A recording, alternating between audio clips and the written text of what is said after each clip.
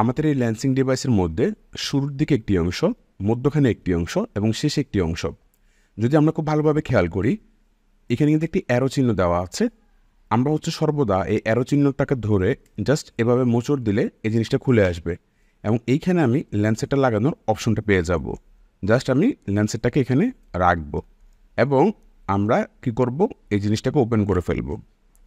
দেন আমরা ঠিক আবার আগের মতো এই যে অংশটা আছে, এই অংশটা অনুযায়ী আমরা এটাকে যখন রাখবো, এই যে আমরা জাস্ট এটাকে রেখে জাস্ট আবার লক করে দেব।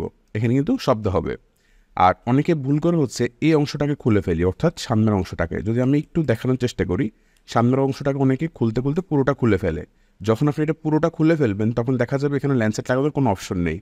আর এই জিনিসটা মূলত আমরা আবার এটা লাগাবো কীভাবে, এই অ্যারো বরাবর। হ্যাঁ, যদি খুলে যায় এবং এই দুটো সিম্বল দেখে আমরা জাস্ট এটাকে রেখে আবার পুনরায় আগের জায়গায় নিয়ে যাব। এই জিনিসটা সুইটা কতটুকু আমরা ত্বক ভেদ করবে সেই বিষয়টা।